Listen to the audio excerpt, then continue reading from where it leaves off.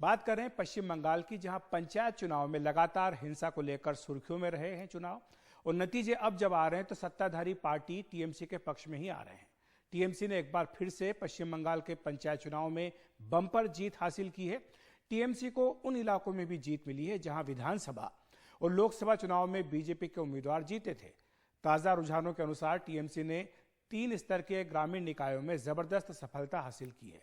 TMC 35,514 ग्राम पंचायत सीटें, 6,623 पंचायत समिति की सीटें और जिला परिषद की 823 सीटों पर कब्जा कर चुकी है। दूसरे नंबर पर बीजेपी रही है।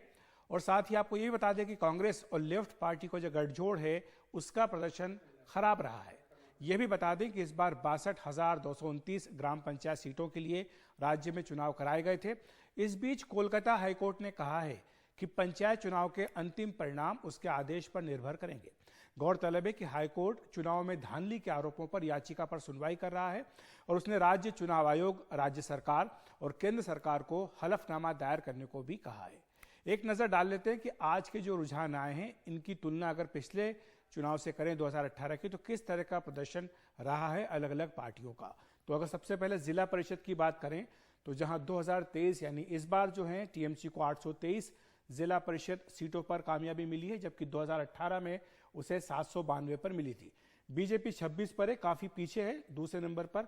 और वहीं 2018 में बीजेपी को 22 सीटें मिली थी, यानी मामूली सुधार बीजेपी के प्रदर्शन में हुआ है। इसी तरह कांग्रेस के भी सुधार दिख रहा है, 6 से 11 बढ़कर हुई हैं और सीपीएम भी 2 सीटें बढ़ी हैं, अन्य के खाते में 1 सीट आई है। तो यह है जिला परिषद के नतीजे।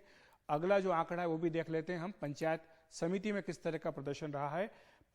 अगर हम बात करें पंचायत समिति की, तो पंचायत समिति में 2023 में यानी इस बार 6,623 सीटों पर टीएमसी जीतकर सबसे आगे। काफी बड़ा फासला है बीजेपी और टीएमसी के बीच में। बीजेपी 1,035 पर, कांग्रेस 272 पर, सीपीएम 190 पर है। अगर तुलना करें 2018 से तो थोड़ा सा परिवर्तन आप देखेंगे ये है कि टीएमसी का प्रदर्शन थोड़ा सा कम हुआ है। 8,062 सीटें 2018 में जीती थी, लेकिन अब घट गई हैं। 769 सीटें तब बीजेपी की थी, बीजेपी की सीटों में थोड़ा इजाफा हुआ है। तो ये एक तरह का पंचायत समिति का जो रुझान है वो दिखाई दे रहा है। इसी तरह अगर हम बात करें ग्राम पंचायत के सीटों की, तो ग्राम पंचायत के सीटों के आंकड़ों पर भी एक बार नजर डाल लेते हैं, वहां इस बार किस तरह का रुझान या परिणाम आए हैं। तो 2018 में जहां टीएमसी को करीब 38,000 सीटें मिली थी, इस बार वो 35,000 सीटों पर आगे है या जीत चुकी है। बीजेपी का प्रदर्शन थोड़ा बेहतर हुआ, लेकिन वो टीएमसी से काफी पीछे है।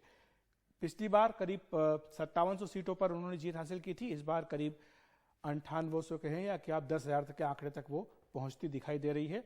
और इसी तरह से कांग्रेस का भी प्रदर्शन थोड़ा सुधरा है, लेफ्ट पार्टियों का प्रदर्शन भी सुधरा है। टीएमसी का प्रदर्शन थोड़ा सा कम हुआ है, कमजोर हुआ है, लेकिन फिर भी वो काफी बड़ी बढ़त जो है वो हासिल कर चुकी है बीजेपी और कांग्रेस की तुलना में। तो ये वहां का रुझान है।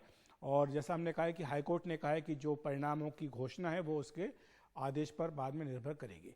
लेकिन जो खास बात रही है, हमेशा की तरह इस बार भी पश्चिम बंगाल के पंचायत चुनाव में जबरदस्त हिंसा हुई है और मरने वालों की संख्या 37 हो गई। हिंसा का आलम यह था कि सोमवार को जब कुछ बूथों पर पुनर्मतदान किया जा रहा था, उस दौरान भी वहां पर जमकर हिंसा हुई है। अलग अलग इलाकों में अगर आप देखेंगे तो जबरदस्त हिंसा का दौर वहां पर रहा है। कूच बिहार में 3, उत्तर दिनाजपुर में 4, मालदा में 2, मुर्शिदाबाद में 6, नाडिया में 3, पूर्वी बर्धमान में 1 और दक्षिण 24 परगने में 3 लोगों की मृत्यु इस हिंसा के दौरान हुई है। और शुक्रवार से अब तक 22 लोगों की मौत हुई है। और चुनाव की घोषणा के बाद से अगर हम कहें तो 37 लोगों की मौत इसमें पंचायत चुनाव में हो चुकी है।